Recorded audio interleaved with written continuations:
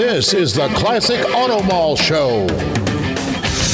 Broadcast from the studios inside the Classic Auto Mall in Morgantown, Pennsylvania. Just 1 hour west of Philadelphia at Pennsylvania Turnpike exit 298. Featuring nearly 1,000 classic, vintage, and barn-find vehicles for sale under one climate-controlled roof. Now, here's your host, Classic Auto Mall president and the man with all the toys, Stewart Howden.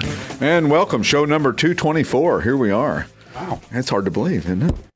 There I am. And 7 million, we just went over 7 million views. Just went over 7,306,000 on YouTube. Views on YouTube. Beautiful. 147,000 subscribers.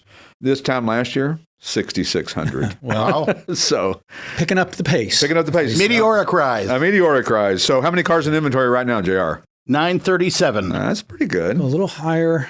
960. 977. Steve wins again. Boy, you know, he's really he's killing it now. 60 to 1. Yes. Well, I'm not sure quite that's the odds, but anywho, as my grandmother used to say, my grandmother also used to say that boy has the peculiars. So where that came from. She was a Southern belle, so that's where that probably came from. Let's welcome our guest to the show, John Doonan, joining us from, I imagine you in Florida today? Well, good morning and good welcome. Thank you. Yes. I'm in our home in Chicago this week. Was at the Performance Racing Industry Show in Indianapolis. Right. And so beautiful sunny day here.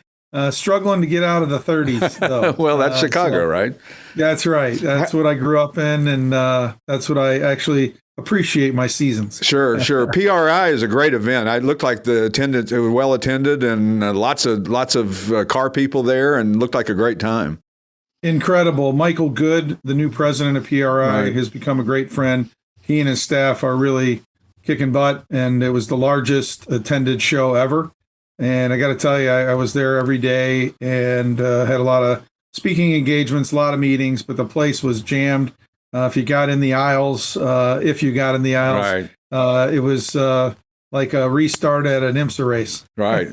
And speaking of IMSA, you became the president of IMSA, International Motorsports Association, in 2019. Is that correct? That's right. I had a amazing boyhood dream opportunity to be at Mazda for 19 years. Right. And we worked hard to establish the racing program and grow it when I was there. And then Jim France and Ed Bennett called from Daytona Beach and asked me to lead IMSA, and I couldn't be more honored and excited to now live a second boyhood dream. Isn't that crazy? You know, it's so fun to get to do those kinds of things. We're doing those kind of things here just because, you know, the more you get involved, the more people you know, and the more opportunities come up for stuff like that. And just going to PRR and being a part of that, or going to the muscle car show that they have in Chicago, McCann, that's a huge show now in your part of the world as well, too. Yeah, you know, growing up around the sport and cars, I do wake up every day getting to live a boyhood dream. Yeah. You mentioned Pennsylvania, and I need to get to your place and see the amazing collection there.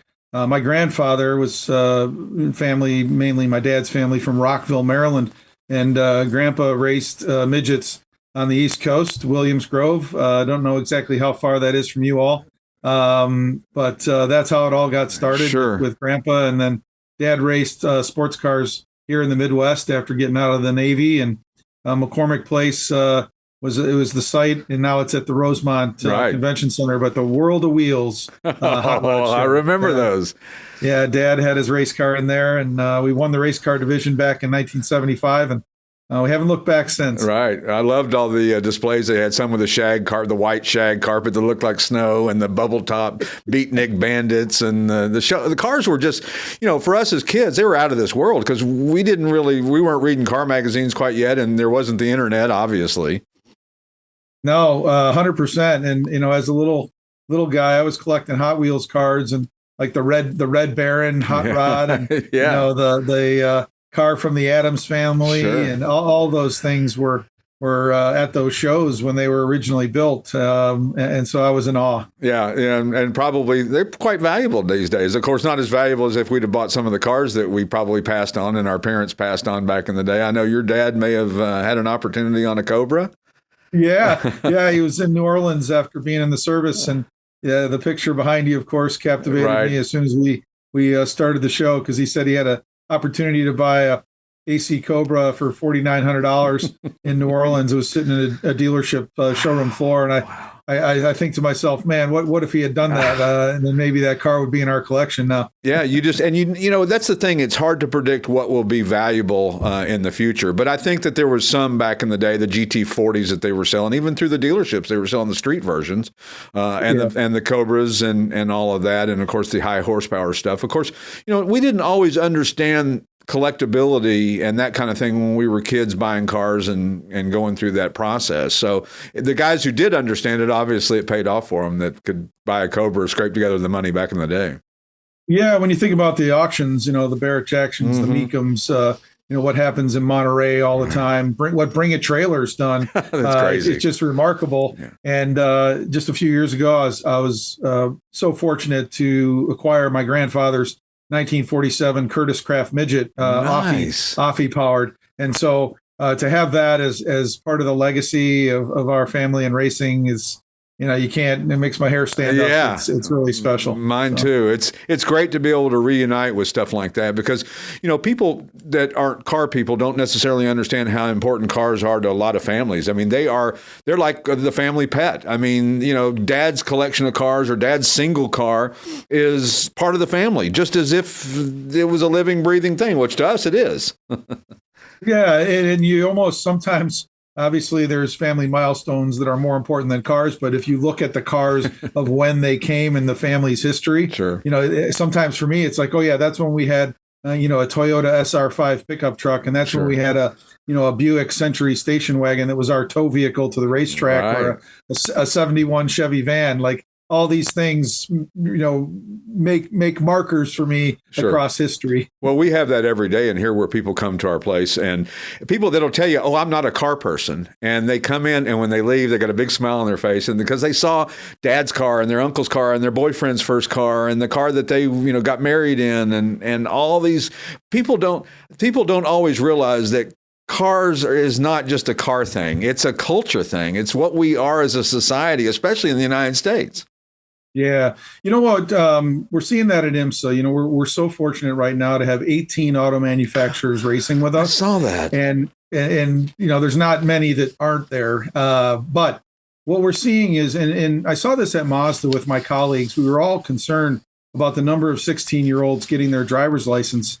I got to tell you, what we're seeing at IMSA events is the opposite. And It gives me great hope because you're seeing a lot of young families, a lot of young kids, and they're running up to these cars and looking in the cockpit like we all did as kids and dreaming. And I remember that Porsche ad where the little boy rides his bike up to the Porsche dealership and he's, you know, I don't know, 7, 8, 9 years old. And he's walking around the showroom and the sales guy says, well, can I help you? And he's, not today, but in 25 years, yes. I'll be back. You know, there was a lot of, in this car hobby in the 70s and 80s, there was a lot of, like, I call it the golf course syndrome, where they were kind of a little standoffish and all that to the younger crowd. And if you were a young kid and you walked into a dealership, they'd hardly give you the time of day. We're the exact opposite because we're like, that's a future customer.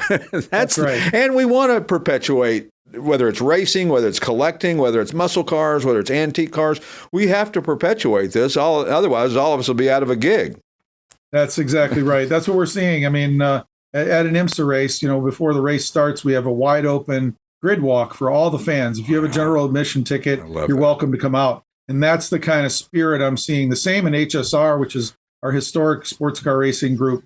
Wide open paddock. You can go up, watch the mechanics working on the cars, engage with them. They want to tell the stories. Sure. They want you to see what they're doing and celebrate the brand, celebrate the cars. And in the case of HSR, celebrate the history. Well, drag racing are the ones who really got that right early on. They said your general admission ticket gets you everywhere, and I always loved that. And it was, you know, it was funny. Drag racing is one of those sports that it's hard to watch anywhere but in person, because if you watch it on TV, you don't get the feel and the thunder and the fury and all that. But you know, it's one of those things that that interaction with fans, and you know, it's a lot like the music business. The country music stars all signed autographs. The rock stars all got in their bus and took off. And you know, there's a reason that is not a good thing, and it's not a good sustainable business model.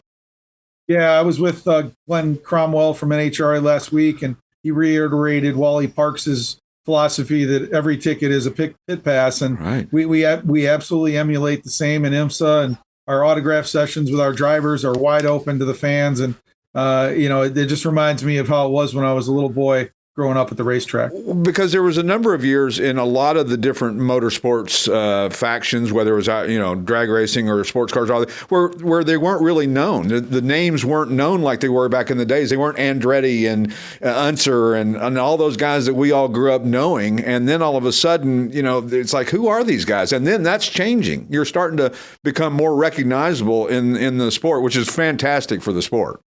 It is, and the 64th running of the Rolex 24 takes place in January. We're gearing up for that. Wow. And the whole philosophy that Bill France Sr. had on that event, which started in 1962 with the Daytona Continental, was the best drivers, the best cars, the best teams come to Daytona and battle it out.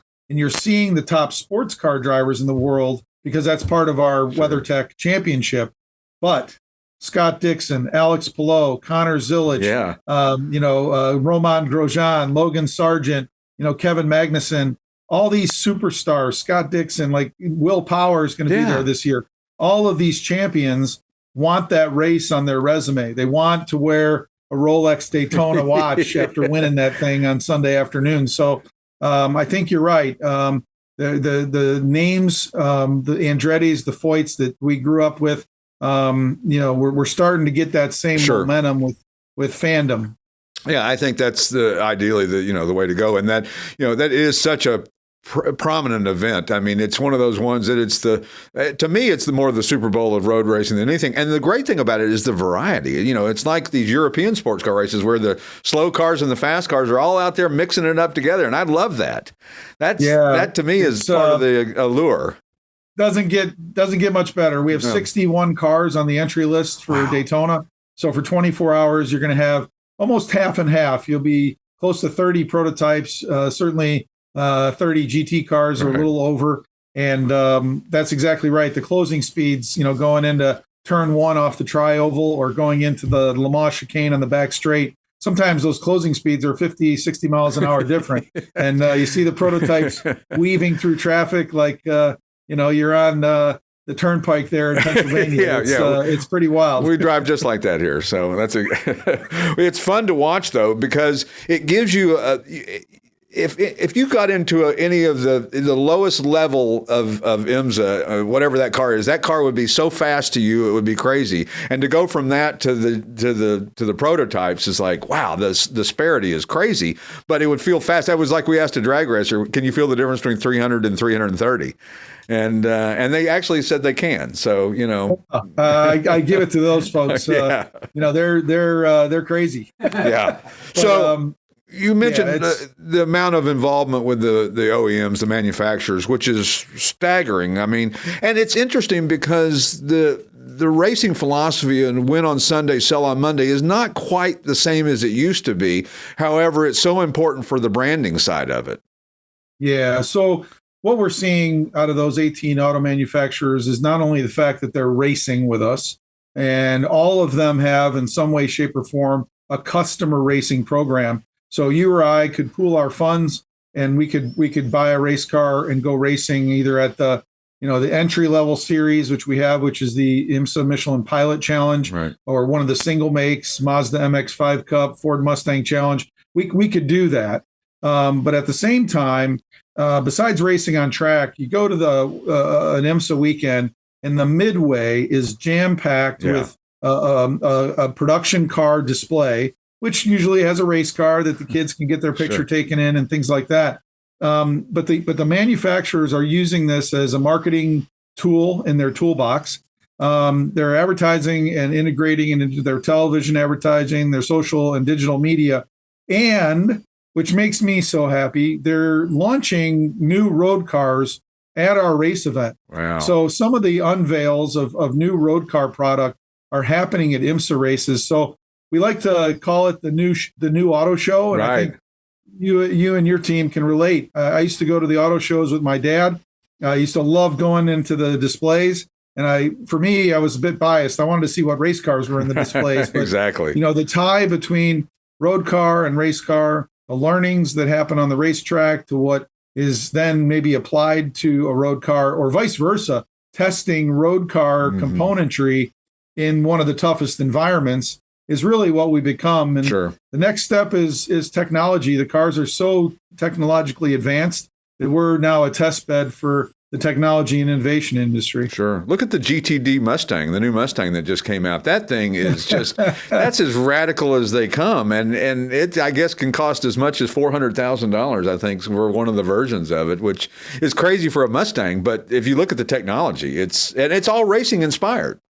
It is. And last summer, we raced at Canadian Tire Motorsport Park. I got the chance with the folks, Rick Chapka, Peter Chapka's son, and my friends at Multimatic, led by Larry Holt. I got to go to the factory up just north of Toronto and see the GTDs being built. How cool. I'll tell you what, first of all, the work they're doing is amazing. Yeah. But it feels like you're in a race shop, but they're producing road cars. Yeah. I mean, it's they're taking it real remarkable. serious. They're not just dinking around up there.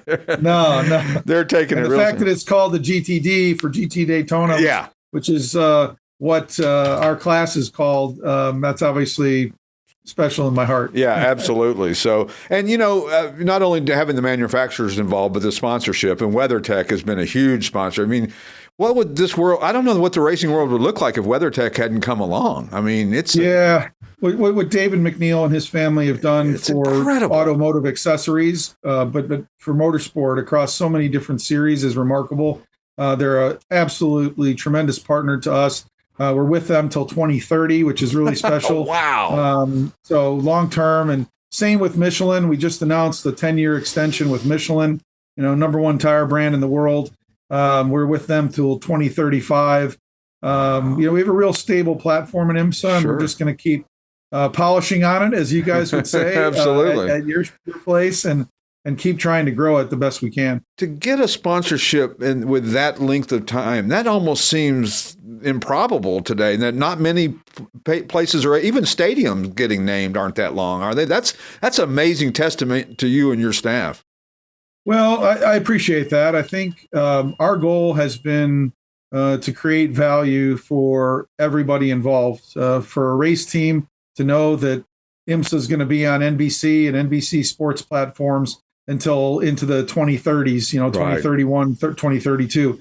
They can go out and sell partnerships on the fact that there's going to be a broadcast network covering this for that long, or a growing audience on YouTube that's now 1.2 million subscribers. That helps the teams. On the partnership side, putting a fan base in front of WeatherTech and Michelin and VP Racing Fuels and Rolex, all companies that have said, you know what, we're going to commit to the long term. We're going to stabilize this platform. And then we're going to have a set of race events that are pretty consistent throughout the year, that fans and racetrack promoters know that IMSA's coming to town and they want to be there. Yeah, they want to be a part of it because, that's their audience. And of course, WeatherTech is an amazing company that they don't even sell that many products. When you add up all the different configurations of a floor mat, yeah, that's different. But they've got 5 or 6 products, and everybody's just, they say, oh my God, how did they do so well? But they did because they're, for their American company, American made products, and all of that matters to people. People don't realize truthfully how much that matters until you see a success story like theirs. Yeah, when I was at Mazda, we used to say it was a group of racers running a car company. Right. Robert Davis, Jim Jordan, Steve Sanders, Jeremy Barnes, all my buddies there. We were just a bunch of racers running a car company. And a lot of times, back to your sell a race on Sunday, sell on Monday, our belief was, we sold cars to be able to afford to go racing. Right. Yeah, you had to fuel that somehow, right? Yeah, and David McNeil started that company out of the trunk of his car, selling, floor liners, and with the spirit of a racer. And David has raced, and Cooper, his son, has raced, and many of their employees over time are racers. And I think that spirit of racing, or car enthusiasts, like all the folks that walk through your doors, there's a certain spirit and a certain energy that we carry And it's hard to explain to other people, as you said, right, until they get in there and they smell it and they touch they it, see it. Yeah, we get them. We can sprinkle some of that on them. That magic dust. Well, it's a camaraderie. Right. It's a camaraderie as well too. I always say it's interesting. I can be sitting at an auction at one of them, like you said, Barrett or Meekum or one of these auction houses, Gooding, RM, and I can be sitting next to a guy who's a janitor and next to a guy who's a CEO, and we're all on the same page. We're all having fun and we're all having a conversation about cars. And there is no class warfare. There is no nothing. We're just all car guys. That's right. And we love that. I love that. And that's the spirit of which we try to operate at IMSA and as well as HSR, which has been a really nice addition to our portfolio. All the history of IMSA and including NASCAR. We're taking some of the NASCAR classic cars to Le Mans next July. It's going to be really remarkable. It's going to be, here come the Dukes of Hazzard. I love it. Yeah. Well, it's funny because if you take cars over there, most of those people over there haven't seen these type of cars racing. So they're going to get a new appreciation and a new fan base for that, which is obviously important, is the loyalty of the brand and fan. And I've been a IMSA fan since the Camel GT days and rode Atlanta at Turn 5, which was the greatest place to watch a race, in my opinion. They come down, they come down and then up and gone, and they're on the throttle up through there. And that was the great, and the cars and the liveries and the characters from the sport back in the day. I mean, it was a melting pot of everything, and it was so cool to watch as a kid from East Tennessee because John Piero, Moretti. I had no idea who this guy was, but he was cool and Italian and handsome and was cooking spaghetti in the pit, and it was a lot of fun. Well, just down the road from you was Holber Racing, and Al was a hero. I'm still in touch with his son Todd, who works for TRD. But you're exactly right. Seeing the cars and hearing them, the European fans especially. I had the opportunity to lead the Garage 56 project, where we took a NASCAR stock car to Le Mans in 2023.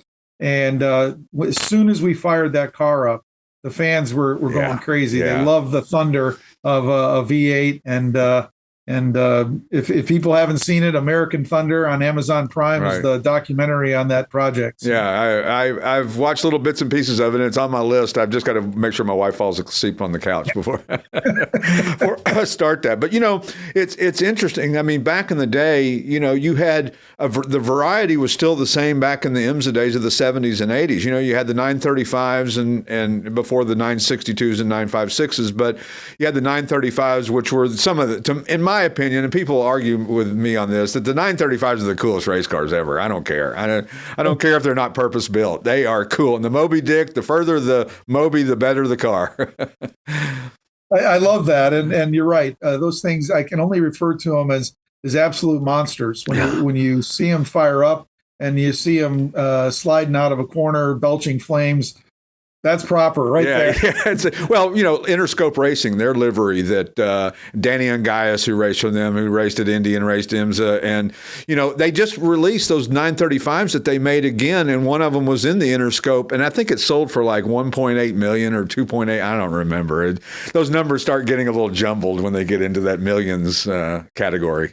Exactly right. So, but watching Bob Aiken back in the day, and so I noticed that you guys have, and maybe I'm wrong, but did you start your Hall of Fame in 2023? Is that when the first Hall of Fame? Yeah, so we just inducted the third class, and for me, now we're into this era of when I was sitting on the hill at Road America or Brainerd or Mid Ohio, where Rob Dyson, a businessman by day, a racer by weekend, and Bob Aiken, the same thing. And his son, Bobby, was there to welcome Bob into the Hall of Fame. Dan Gurney, Elliott Forbes Robinson, that guy has driven everything on the planet, from Formula Vs to Can-Am cars to NASCAR stock cars, you name it. He's like Bob Seger. Bob Seger opened for everybody,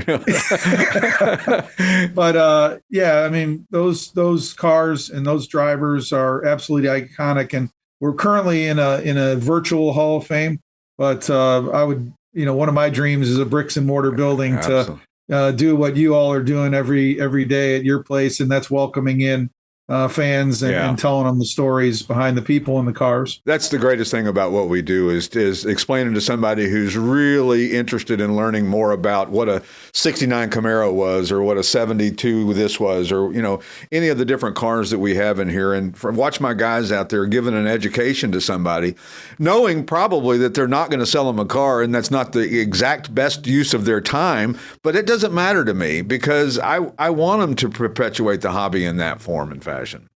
Yeah. For me, it's word of mouth. And I've always said, our community, whether it's car enthusiasts, racers, we're the biggest advocates. And most likely in our neighborhood where we live, we're probably the most educated on what the best vehicle is, what the platform is. Right. We can answer questions by our neighbors, our coworkers, our people at church or the golf club. And we are the best advertising for some of these brands, sure. and we're the go-to people, and that has to continue. I love that. I never really thought of it in that perspective that we are the guys that the neighbors ask, and that if that doesn't perpetuate it, I don't know what does, because I guarantee you they can. When I start talking about a car, they can see my passion immediately. It's not hard to.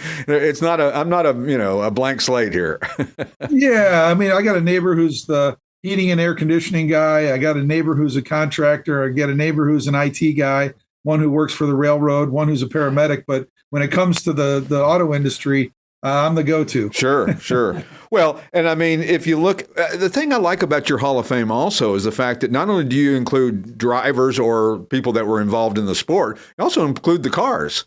The cars are actually members of the Hall of Fame, like the 3.0. That's right. The 3.0 CSL BMW, which is one of my second favorite car.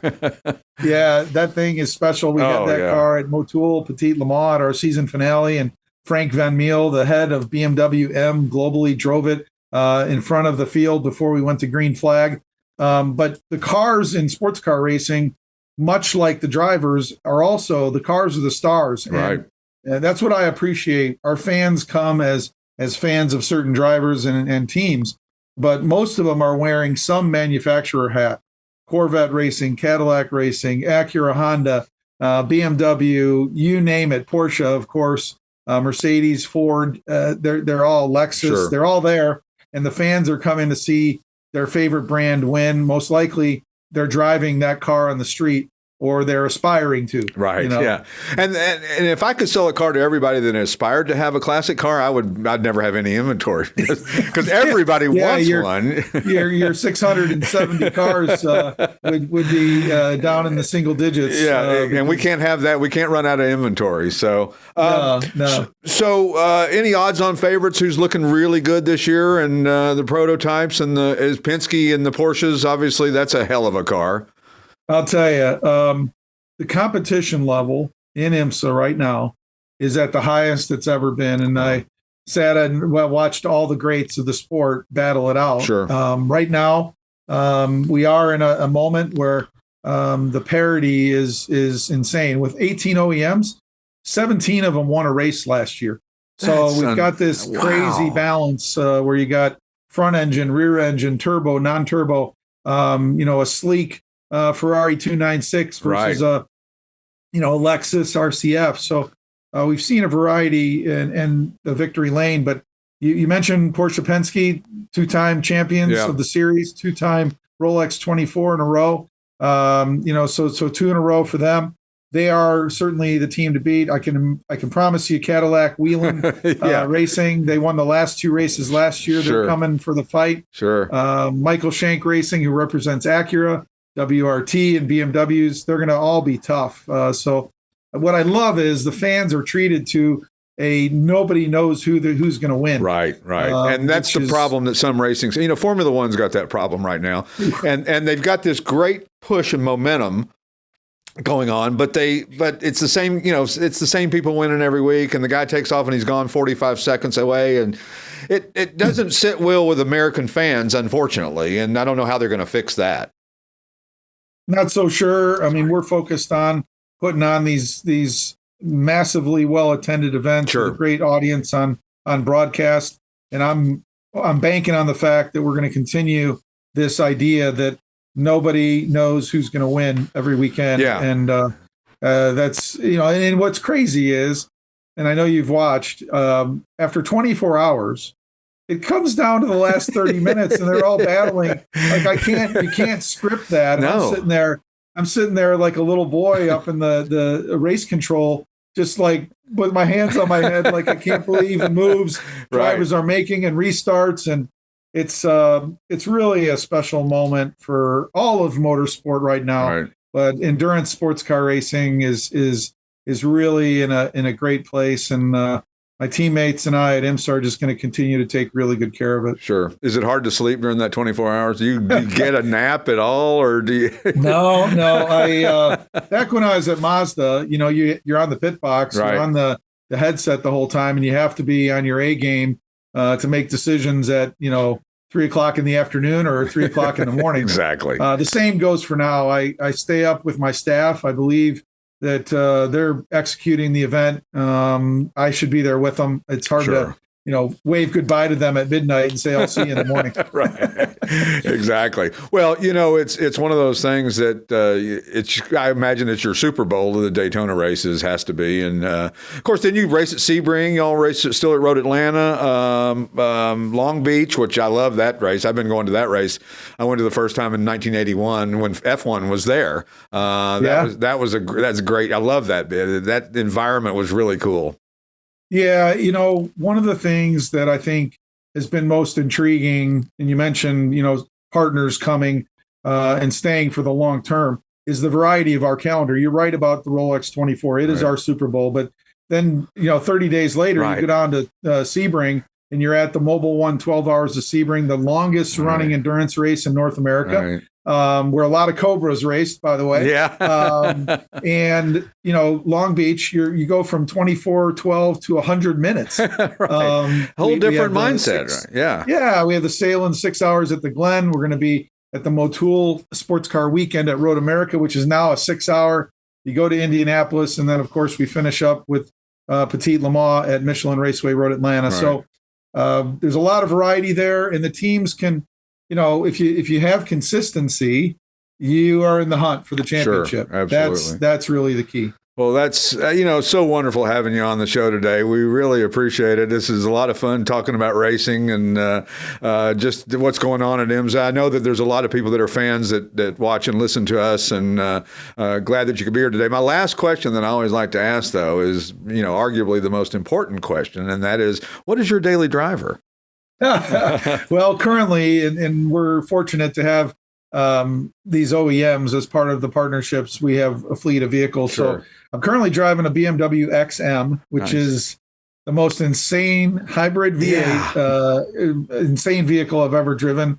But I've had a Lexus since I've been there. A lot of Chevrolets, another Porsche.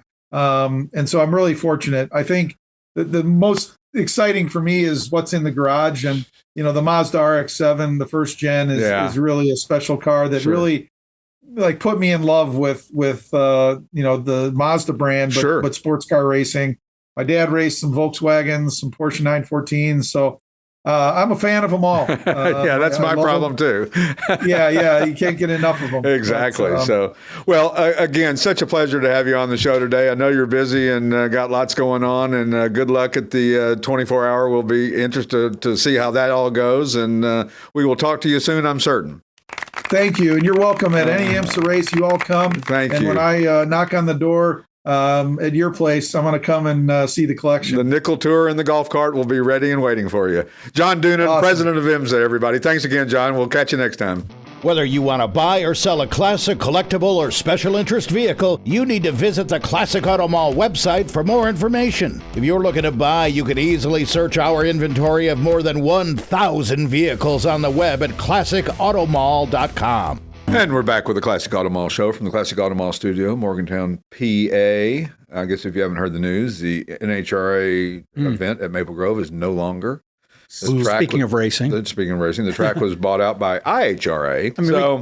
It'll be interesting to see what happens at Maple Grove moving forward. Right. So, to not have that large event, it's kind of might be a little frustrating. Isn't it funny? John Doonan, what a great guest. Great guest. Isn't it funny how often Al Hobert's name still comes up after? How long has he been gone? Yeah, he died in 88. 88. So, Long time. Long time. 37 years ago? 40? 37 years ago? 40. No, 88, 37. 37 years. Yeah.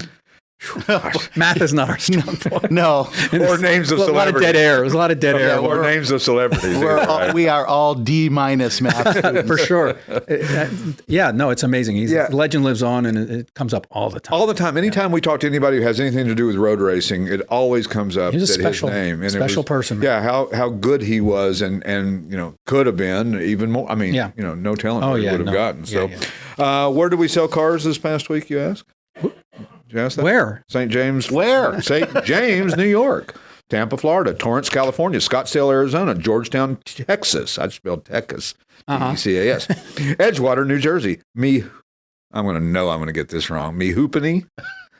No clue. Pennsylvania, El Monte, California, Chester Springs, Pennsylvania, Fresno, California, London, Kentucky, Palm Beach Gardens, Florida, Media, Pennsylvania, East Earl, Pennsylvania, Hamilton, New Jersey, Elkton, Maryland, Williamsport, Pennsylvania, Harrison, Idaho, and Marshall, Illinois. Well, quite a variety. In my head, I just like, which places have I been to when you go through when you go through those lists? Yeah, Chester Springs, I go through every day. So. Not many though. Not many. Anywhere in Idaho? That's right. No, you ever been? I've not been to Idaho. Well, neither. It's on my bucket list. Yeah, certain. It is. New inventory and arrivals this week. How about the 1996 Chevrolet S10 4x4 short bed pickup? That's an odd choice, but guess what? Black over gray, 33,311 actual miles. Wow. It's amazing. I mean, most trucks were used up. Yeah. We know that because we see them come in here and they've been completely restored because they used them until they were no good anymore. Sure. And this is a real time capsule. This is amazing. It is. It's amazing. 4.3 liter EFI V6, 4-speed automatic transmission. They were efficient. They were thrifty. They were practical. Reliable. They did a lot of things right. So. No rust on this one. It's beautiful. It's beautiful. And the next was the 1934 Ford 40 Deluxe Roadster. This thing is spectacular. Coach maroon over saddle. Almost flawless nut and bolt restoration. 2 AACA senior awards this car has. Yes. It scored 994 out of 1,000 at the Dearborn Award. Wow. Yeah. So if you take it to your small town show, you ought to do okay. We can't guarantee that. Can't guarantee that, nor do we guarantee anything like that. But but the chances are pretty good. Pretty good. It's a rebuilt flathead V8 with a rebuilt 3-speed manual transmission. Model A's are from this era. Model A's and Ford 40s and all that are really simple cars and easy to drive and easy to work on, and a great way to get into the hobby. Absolutely. This one is probably a little bit over the level of most people. This is really very collectible for a early 30s Ford. Very collectible, very valuable still. So might not be the one you'd want to get into for that, but if you're looking for one of the best probably on the planet, this is it right here. Another new arrival, the 1967 Chevrolet Nova hardtop. But these things are so popular. People love this body style. These little Econo box looking kind of plain Jane Novas that people just go gaga over. They don't last long. They don't last long. This one's tuxedo black over red with the date code correct, 327. And when we say date code correct, that just means that it was built within the window of when this car was manufactured. That's right. And so it's better that way. I don't really I think I said in the description, this could have been in an SS car. The 327. Right. It's the same period and everything. And somehow got pulled out or the car got wrecked or something along. Right. Or they didn't want to fix it or whatever. Stunning deep paint on this car. This thing is really beautiful. That tuxedo black, just gorgeous. Awesome. Also, the 2011 Ford Mustang GT500 Super Snake Coupe. Ingot silver metallic over black and silver, 6,683 actual miles, 750 horsepower. Top of the food chain. 5.4 liter supercharged V8, which is basically the same architecture for the Ford GT when it came back out in 2005. Right. And this thing is a 6-speed manual. It's got a Whipple supercharger, Bayer Shelby big brake kit. This thing is unbelievable. Beast. Really, Absolute really, beast. If you use a fear of driving cars, this is not for you. This is not for your teenage son who's graduating college. Don't bring your 16, 17, 18-year-old in. He needs a big Pontiac Bonneville 4-door sedan to start out with. It's not a toy. Then we'll work him into something a little bit better as we go. And last but not least, the 1977 Ford Bronco, matte green over black. 302 cubic inch V8. They all had a 302 cubic inch V8, didn't they? Or most of them did. Most of them had 351. Yeah, some of them had 6 slant. Yeah, there's some 6 but this one's got some mods to it. The Pro Comp 6-inch lift, C4 automatic transmission, and a Dana 44 rear end. It's cool. If you get a chance, check out these and all the other cars we have in inventory at classicautomall.com. Ta-da! When we return, we'll be joined with our buddy Keith Martin, publisher of Sports Car Market Magazine. We'll be back in just a couple minutes. See you then. The Classic Auto Mall has more than 1,000 vehicles for consignment in our huge 8-acre climate-controlled showroom. It's a real indoor mall. If you'd like to know all the advantages of buying and selling a car through consignment, the information is available on our website, or you can talk to a classic car specialist who can answer all your questions. It's easy, safe, convenient, and it doesn't matter where you are. We sell worldwide. See our huge selection of classic and collectible vehicles at classicautomall.com. And we're back with the Classic Auto Mall show from the Classic Auto Mall studio in Morgantown, Pennsylvania, with a crunchy guitar sound. I like that. Find more of that, JR. All right. Joining us via Zoom, Mr. Keith Martin, publisher of Sports Car Market Magazine. Good morning, afternoon, evening, sir. And I'm excited to be here. I'm excited to have you here. We got 2 weeks to talk about, and kind of funny. You did a part 2 on your blog post this week. So. Yeah. Before we'd even talked about part 1. Exactly. So let's talk about part 1, which is titled Charges, Flushes, and Lubes. Is that no, I'm not going to even go there. Don't go there. Stewart, stop. Just stop right there. I'm stopping right now. So what's your holiday wish list for your car, Keith? Are you asking me that question? Yes, I am. What's my holiday wish list? I'd like to get the things done that I put in my blog.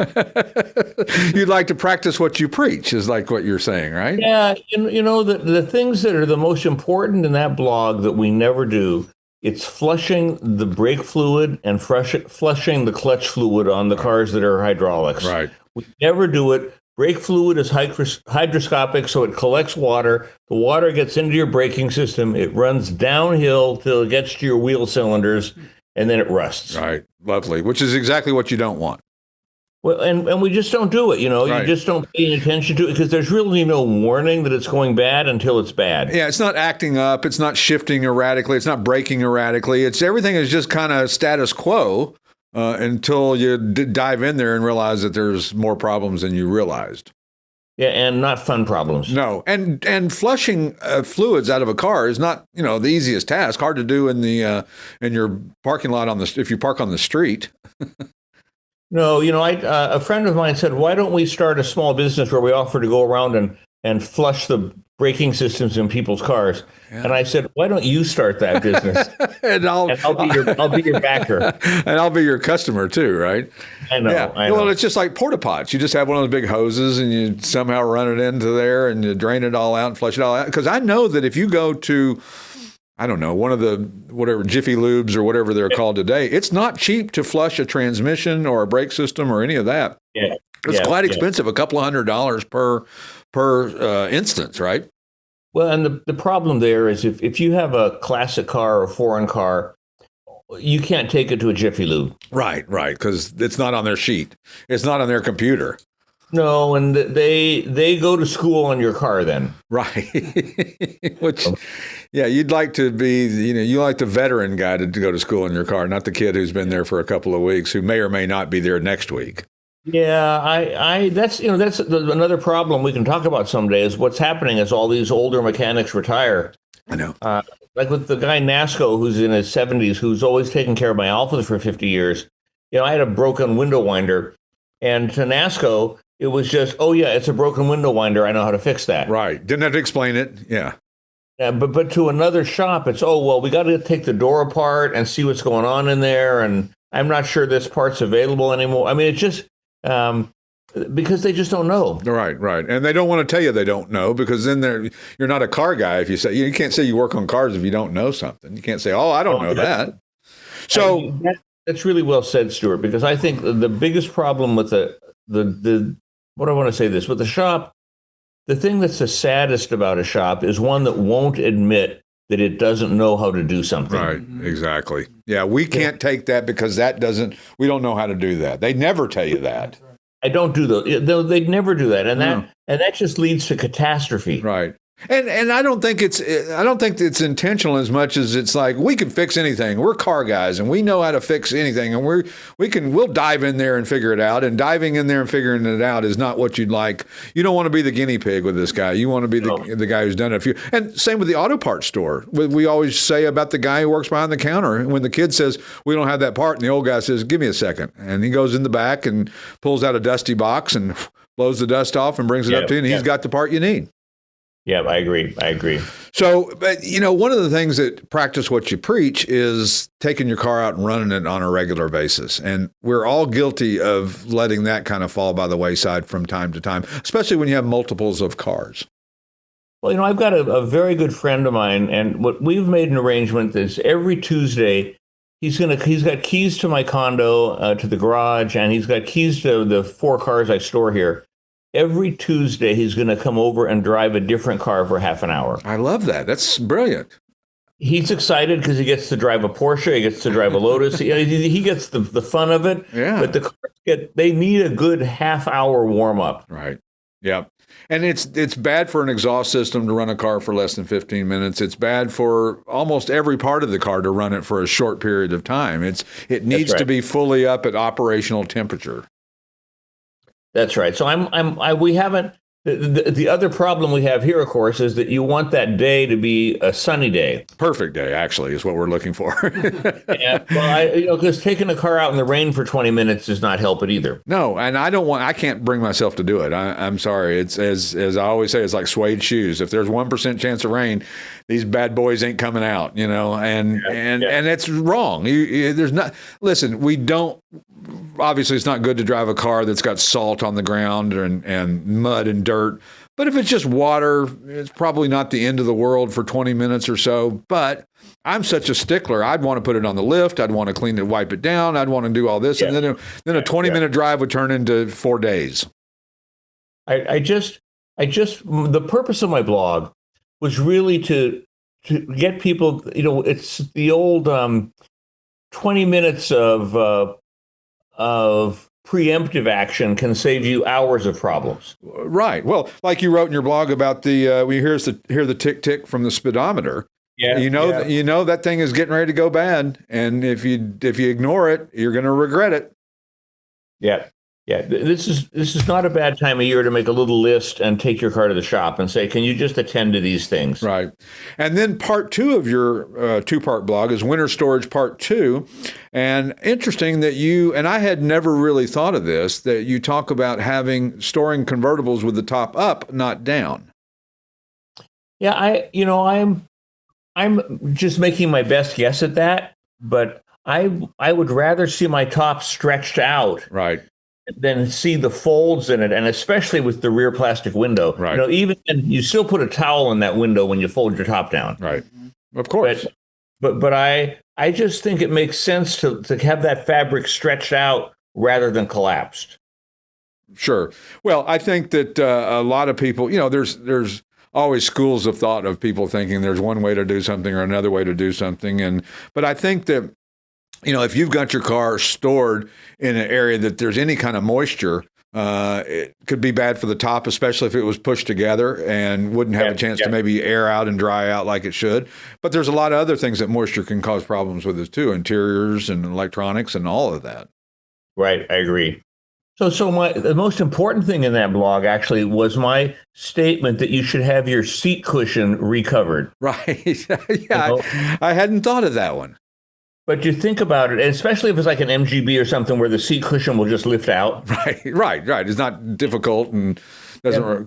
You will be stunned at the difference it makes when you have new foam put in the driver's side seat cushion, because that is the one that has always broken down over time. And you don't realize what you don't realize until you have it, until you don't have it. And all of a sudden you get that better seat cushion and you realize, boy, I'm in a more comfortable position with the car. It's more enjoyable to drive. There's a lot of things that go hand in hand with that. I had about 10 years ago, there was an MGB convention in Reno. And so I decided we'd have an SCM team, and we took, I bought 3 MGBs for $5,000 each. A quarter of the market, huh? Yeah, 2 convertibles and a GT. And spent about $2,000 having the front suspensions rebuilt, and then having the seat cushions redone on the driver's side only. And I'll never forget the difference. I thought I had a new car when I got into it. Isn't that crazy? You're so used to something not being right that it doesn't feel abnormal until it's like wearing glasses, and you don't wear glasses for a number of years, and then you put them on, you go, oh, I've been missing a lot. The other thing that you recommend to everybody, and this is something that we try to recommend to everybody here, put a battery disconnect switch on your car. It's so much easier to turn that switch off than to undo the battery every time. You'll end up not doing it because, I'm in a hurry, I don't have time to do that. Just a little switch that you can turn, a toggle switch, is just the greatest, and it costs you next to nothing. Yep. I agree 100%. Now, as you know, with my condo, I'm not allowed to have a trickle charger. Right. So which makes me crazy, but that means I need a full disconnect. Yes, absolutely. And the battery will sit and last for a long time. The other thing I learned, Stewart, which was I've got a 2020 Hyundai Elantra. Right. And the battery went dead in the car when it was sitting for a while. And I found out that just setting the alarm on that car creates a parasitic draw. Oh, I didn't know that. So I'll have to add that to my list. And I leave the car parked down in the garage, unlocked, and with the alarm not set. I'd rather have somebody open my door and rifle through my glove box than break my window. Or remember, they used to bust out the bottom of your glove box if you actually locked the glove box. And I leave the glove box laying open so they can see what they're not going to get. Yeah, and then there's nothing in it. Do you put fuel additive stable in your cars over the winter? I should, but I don't. What I do is every time a classic car goes out, I top off the tank. I fill the tank with non-ethanol fuel. Right. Yeah, that's a great thing to do. No water in it, so that helps with the parts and all that good stuff. But I should start putting a stable into it. And Stable, if you're listening, we are looking for sponsorship. So anyway, well, that sounds like all sage advice, and hopefully you're not having too bad of a winter out there. And we got a little snow here, about 5 inches the other day. So well, and you know what? Next week, Stewart, we can talk about the car I bought myself for my birthday. Oh, I can't wait to hear all about that. We will definitely. So tune in next week to find out on this edition of the Classic Auto Mall Show. Keith, we'll catch you next week. Thanks so much for being on. Take care. Here's a special offer from Sports Car Market Magazine. Get a 6-month subscription for just $19.95 by going to sportscarmarket.com/test drive and the number 6. That's sportscarmarket.com/test drive 6. If you're a buyer, a seller, or just general classic car enthusiast, publisher Keith Martin says, we've been around almost 40 years. It's the Wall Street Journal of the collector car world. Activate your 6-month trial of Sports Car Market Magazine by going to sportscarmarket.com/test drive 6. Offers for a limited time. Be in the know with Sports Car Market. The Classic Auto Mall Show with their host, Stewart Howden, executive producer, Steve Sethier, produced and engineered by yours truly, J.R. Russ, video editor, Randy Lammy. Available on ClassicAutomall.com, YouTube, or wherever you get your podcasts. Music courtesy of the Pat Travers Band. For tour dates, contact, and stuff, visit PatTravers.com. Produced by Car Smarts Media. Copyright all rights reserved.